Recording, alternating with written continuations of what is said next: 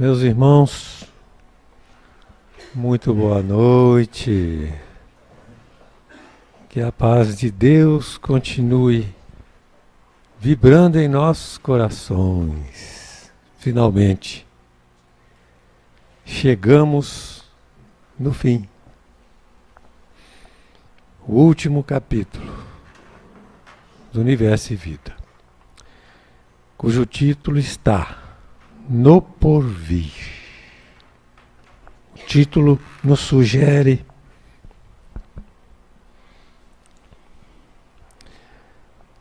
o conteúdo.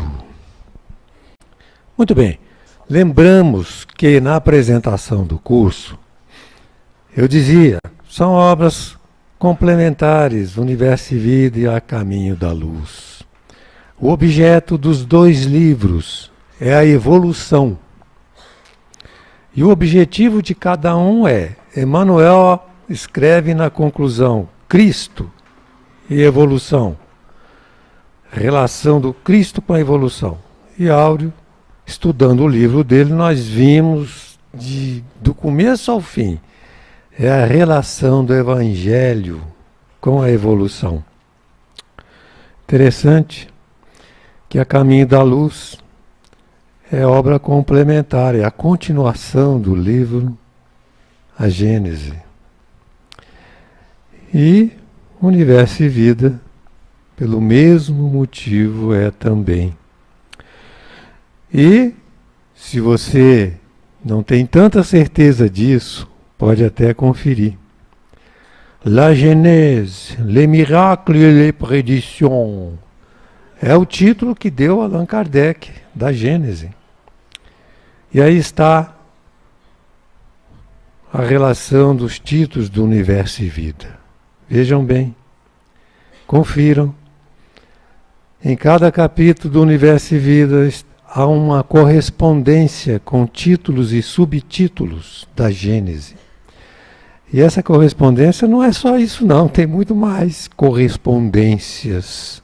Mas é só para que vocês sintam que Universo e Vida é uma complementação da Gênese, atualizando em muitos aspectos conforme o progresso da própria ciência.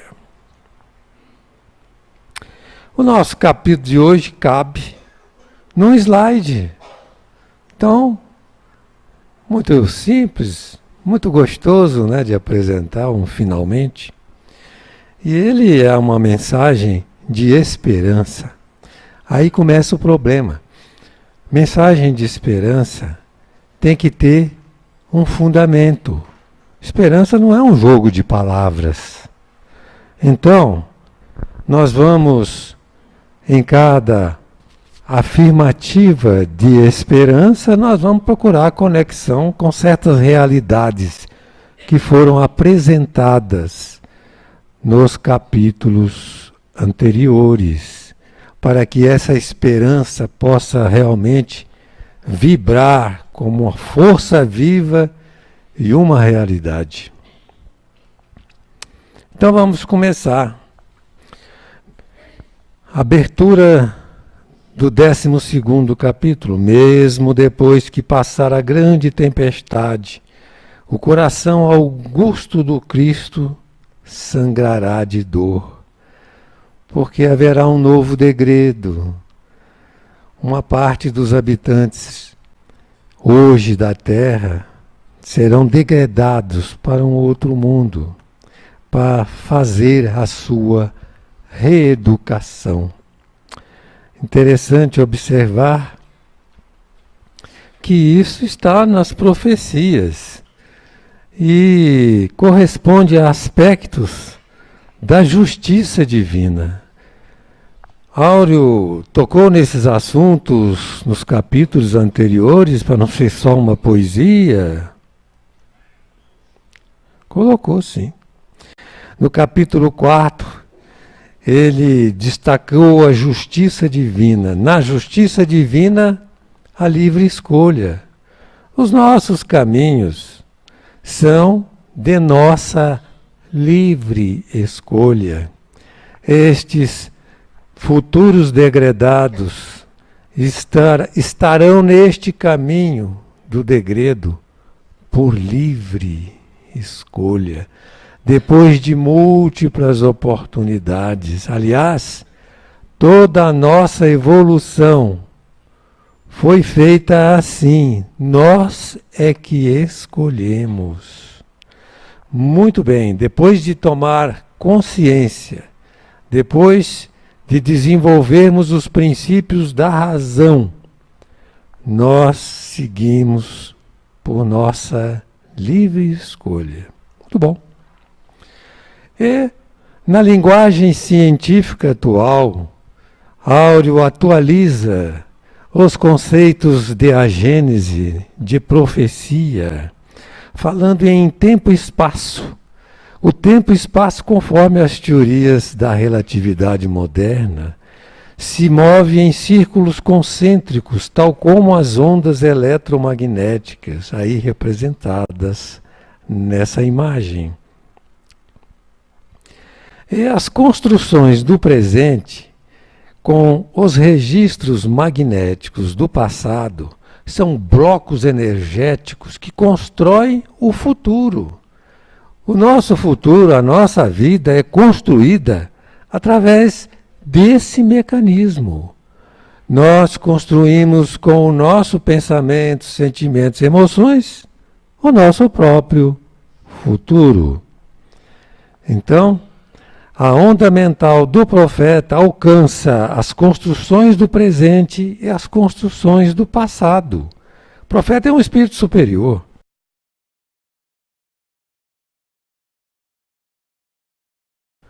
Ele chega nessas coisas. Kardec desenvolve em A Gênese esses conteúdos. Raios mentais de grande potência podem tocar em registros magnéticos do passado.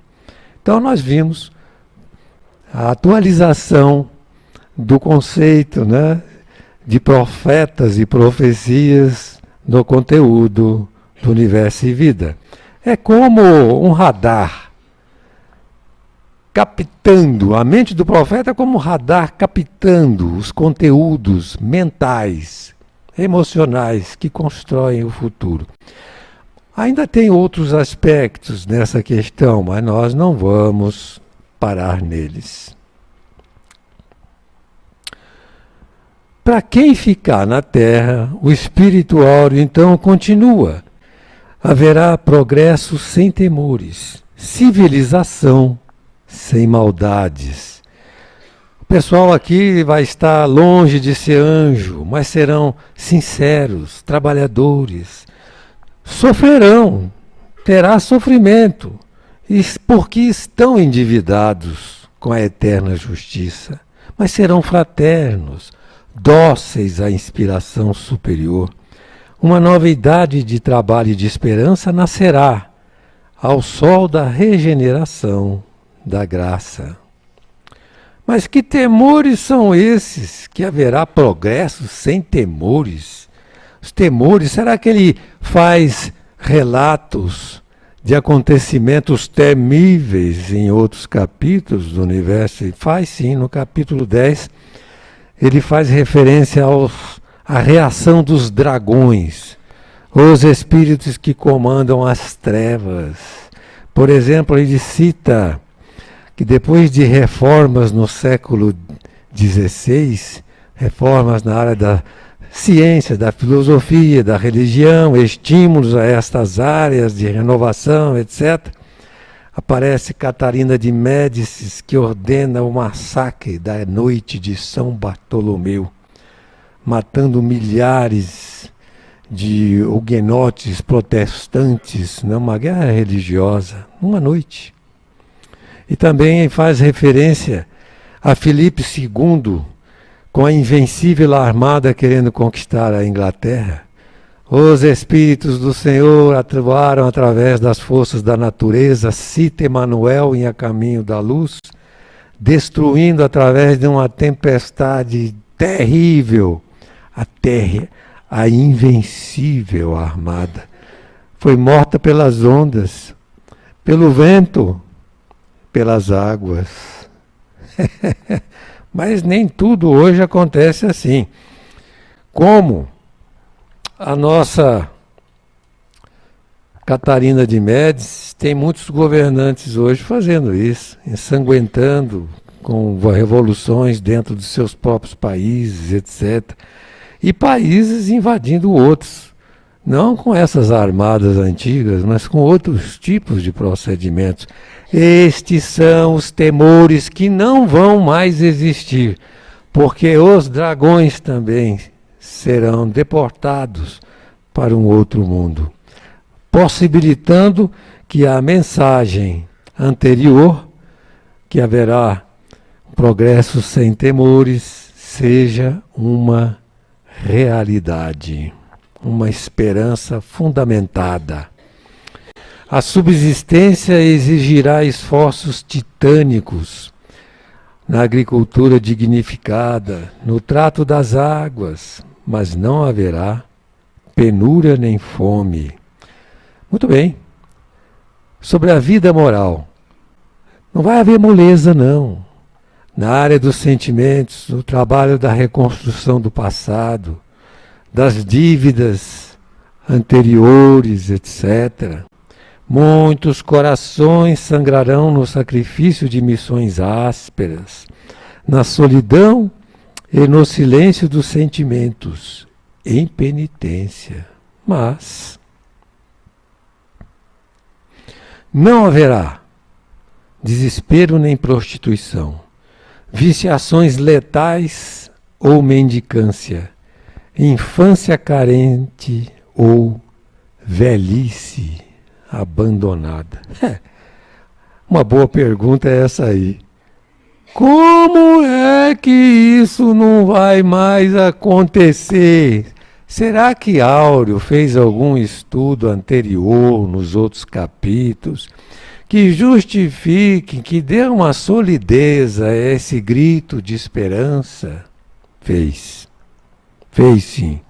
No capítulo 8 ele relacionou Evangelho, Sociologia e Política, afirmando, dentre outras coisas, com a simples aplicação da lei do amor, a sociologia e a política resolverão os aflitivos problemas sociais da infância, da velhice, do racismo, da pobreza, dos ódios, da exploração econômica, da prostituição, do desemprego, do vício, das violências e das leis iníquas. Muito bem. Isto é um produto de uma sequência de outros fundamentos dentro do capítulo 8. Mas vejam a importância do Evangelho na solução dos problemas políticos e sociais da nossa atualidade. Eu até sugiro que se tem algum candidato a ser deputado, coisa assim aí, que faça isso. Anuncie isso para o povo. Se conseguir sobreviver, poderá até ser eleito.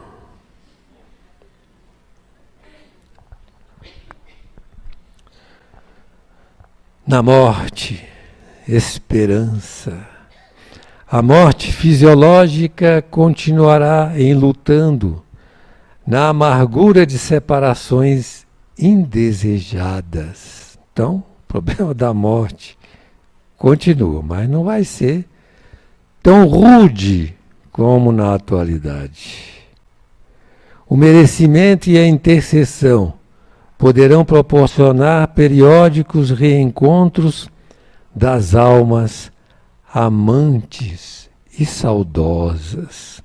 Meus irmãos, aqui tem uma relação também com merecimentos conquistados através do processo evolutivo que ele coloca em outro capítulo, capítulo 10, relacionando o sentimento religioso em todos os tempos na questão da morte.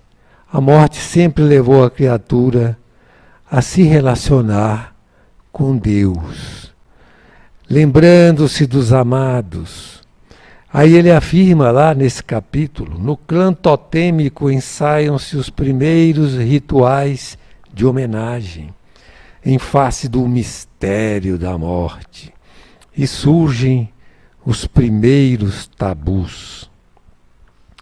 Homens pré-históricos deitavam seus mortos na posição dos fetos para simbolizar-lhes o renascimento para uma vida mais alta. Então, desde a antiguidade, desde o começo do começo, em que as criaturas humanas se uniram e se amaram, iniciaram o processo da família, etc. A morte foi sempre um marco predominante, relacionando a criatura pelo sentimento, aquilo que ela perdia, ao amor que se ia, à amizade que partia, e a visão sempre de que aquilo era para sempre. Então, meus irmãos, neste sentido, foi a religião, o sentimento religioso, que através do tempo, pelo sofrimento, nos ligou ao sentimento divino, a Deus, pela morte. E nessa conquista, abre-se pelo merecimento do aprendizado pela dor.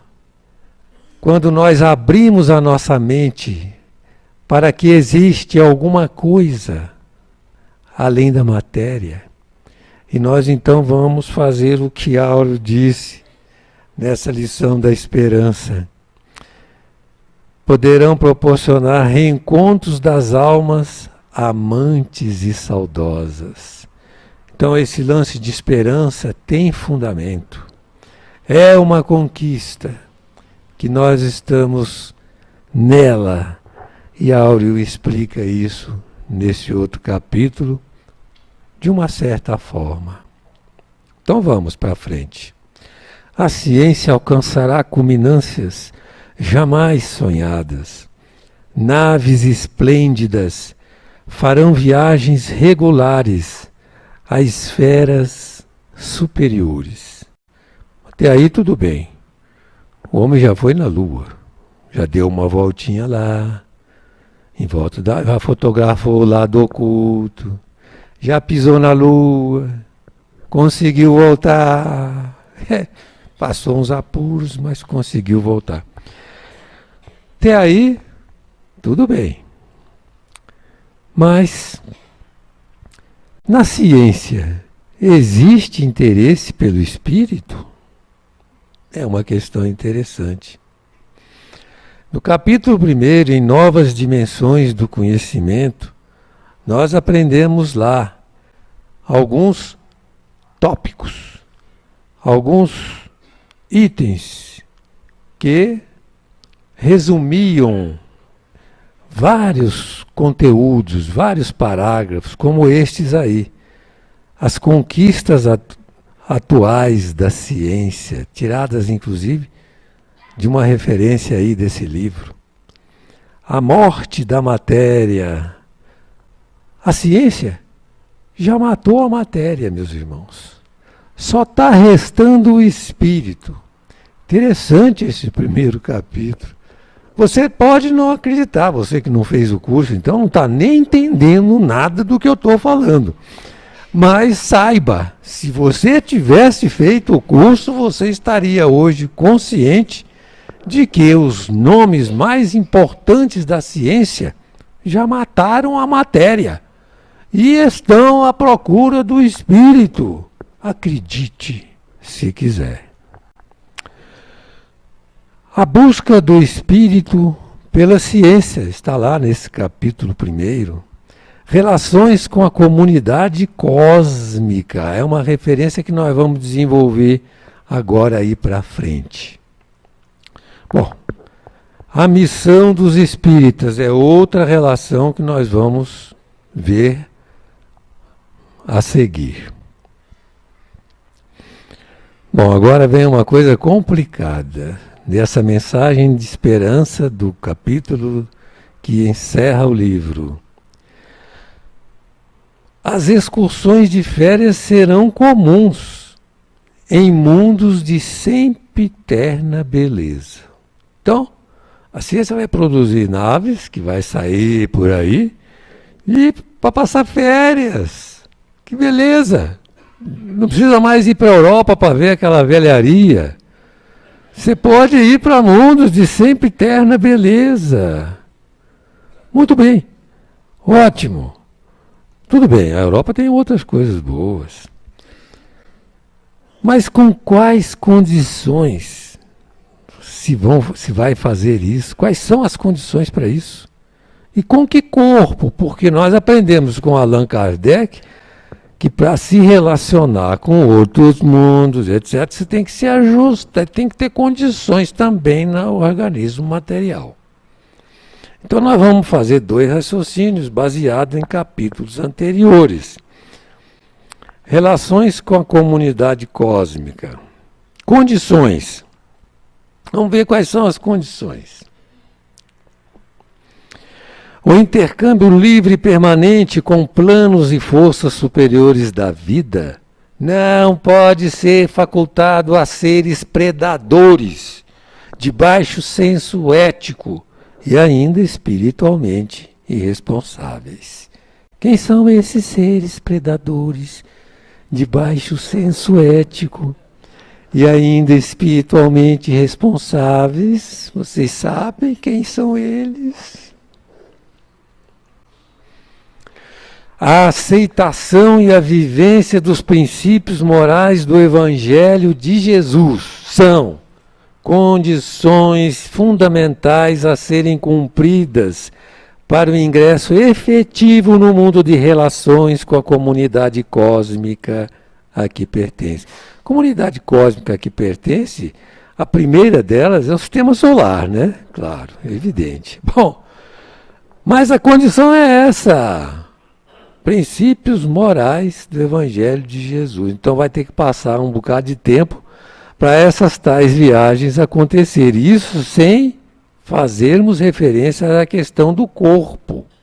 Vamos entender. Será que Áureo fez alguma referência a isso no seu estudo, em outros capítulos? Fez. Vamos ver. Ele fez no capítulo 7. Em que ele fala da materialização do Cristo. Foi a única, absolutamente completa, sem faltar nada. Todos os sentidos em grau máximo, percepção em nível jamais atingido por outro ser humano. Ou seja, ele tinha tudo, absolutamente tudo que o homem tem dentro do seu organismo. A materialização foi completa. Começou, inclusive, no ventre de Maria. Foi ali que o processo foi, vamos dizer, alcançou a realidade física no nosso planeta através de um mecanismo natural. Bom, os detalhes estão lá no capítulo 7. Não queira, eu não vou entrar neles. Muito bem. O que acontece? O que mais podemos saber disso? Esse corpo do Jesus é o modelo perfeito da futura evolução terrestre. Daí a autodenominação que ele deu para si mesmo, dizendo em João, capítulo 12, fazendo referência a si mesmo como o Filho do Homem. Que nós, estudando aqui nos estudos que fizemos nas aulas, fizemos assim várias anotações em torno da evolução. Que o livro é o tempo inteiro evolução. Evangelho e evolução.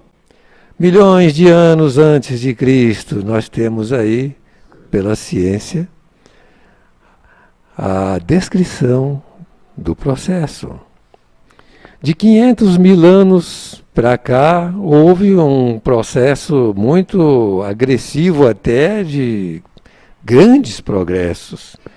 De 40 milênios para cá, com o Homo sapiens, houve um salto também impressionante.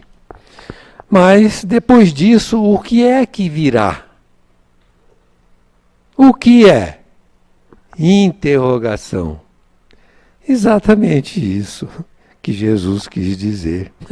O Filho do Homem, quer dizer, o passo seguinte da evolução humana. Então, é com esse corpo. O que significa isso?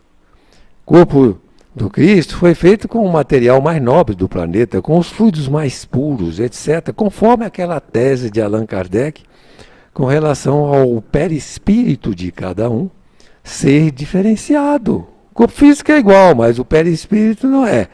E o corpo físico também progredirá. A nossa ciência fala em engenharia genética, etc. Já se prevê que no futuro nós vamos durar 1000 anos encarnados. Gostaram? Já tem gente falando nisso aí. 200 anos é moleza, está sendo previsto para muito próximo. Eu, por exemplo,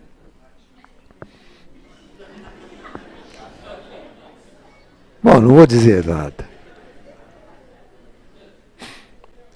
Necessidades e fraqueza na área dos sentimentos não poderão ser extirpados por milagres as tais fraquezas e necessidades. Ainda vai ter gente assim como essa moça, sentado lá, desanimado, sentindo aflições, dores no coração, etc. Isso aí, nós vamos passar uma temporada grande para virar aqueles seres com corpos capazes de entrarem em naves para passar férias aí por aí, em mundos de sempre eterna beleza.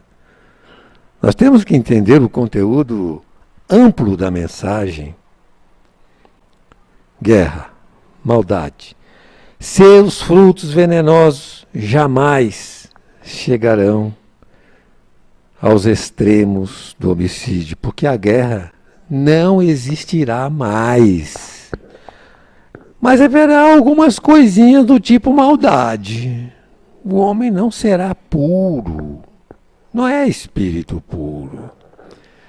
Ainda sofreremos os impactos do orgulho, do egoísmo, da vaidade, que são coisas que até hoje muitos de nós ainda não conseguiu nem identificar, né?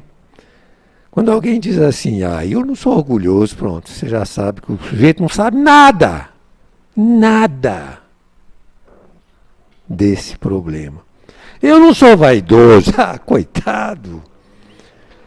Preferível que dissesse que é, porque na Terra não tem ninguém que não seja orgulhoso, vaidoso e outras coisas mais. Reflexões. Parlamento das Nações. O Estatuto dos Povos manterá o Parlamento das Nações.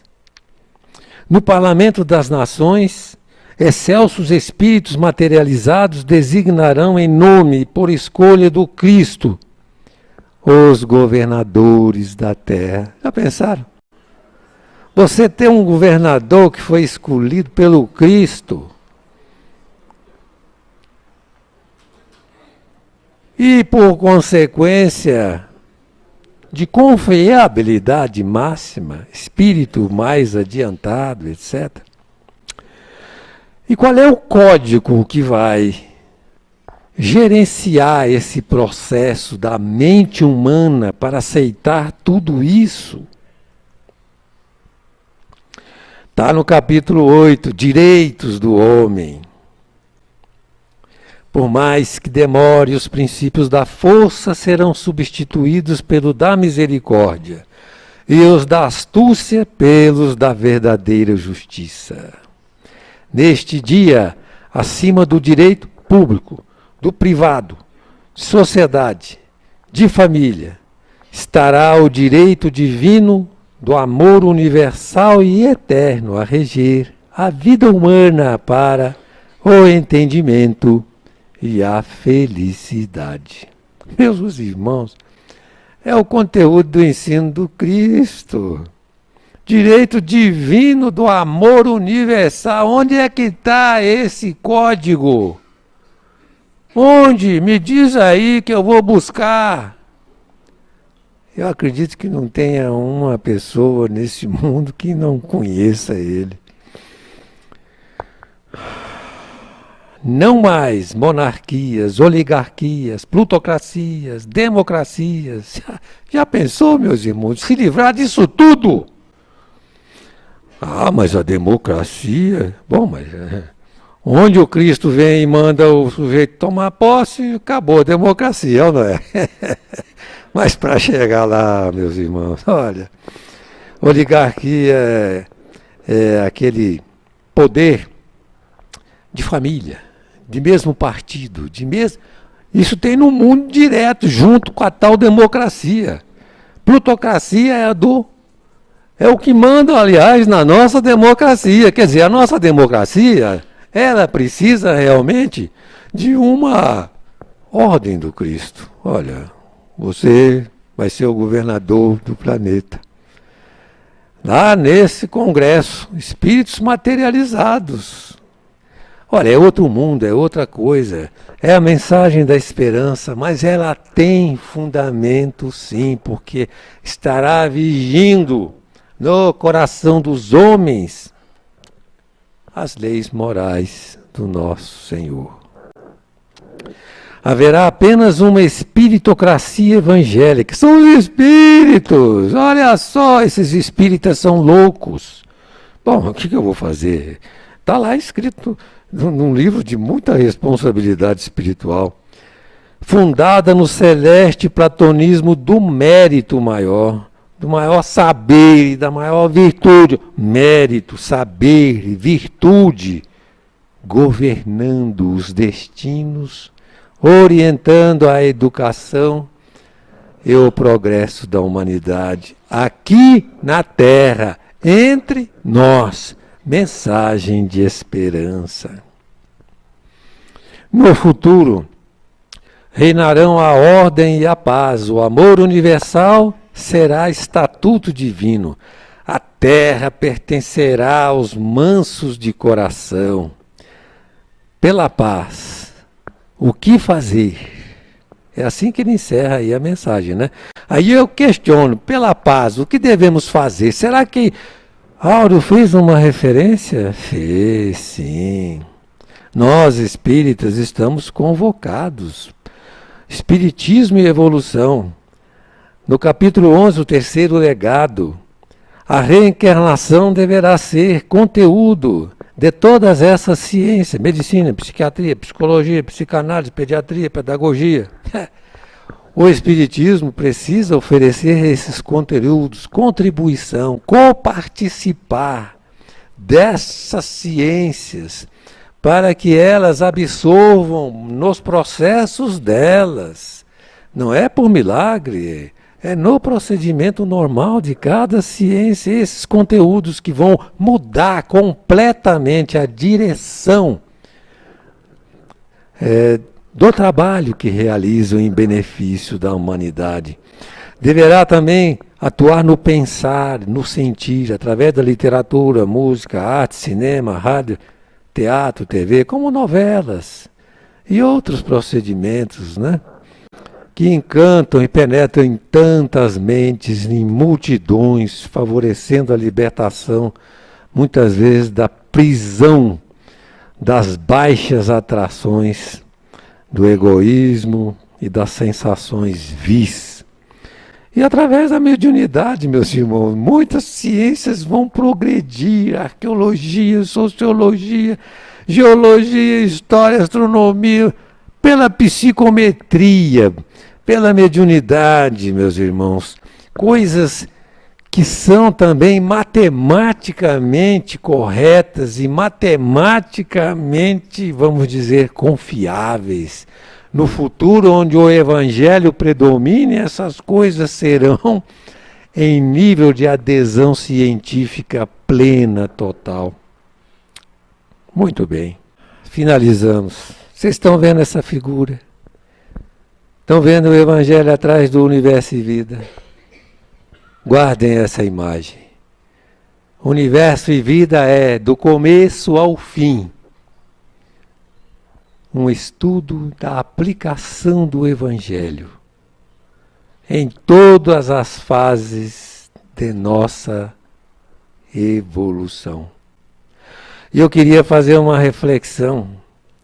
Vocês se lembram da apresentação quando eu citei Chico Xavier falando do Hernani aos 20 e poucos anos de idade? Eu queria agradecer a Allan Kardec, porque Allan Kardec é que nos permitiu estudar e compreender todo esse conteúdo do Universo e Vida. Porque sem Allan Kardec a gente não compreendia nada disso, inclusive isso que o Chico está dizendo aí. Porque é no capítulo 19 do Livro dos Médiuns que nós vamos entender o que ele está dizendo. Portador de uma enorme bagagem do pretérito, o médium não é uma caneta que os espíritos usam, não, como muita gente pensa.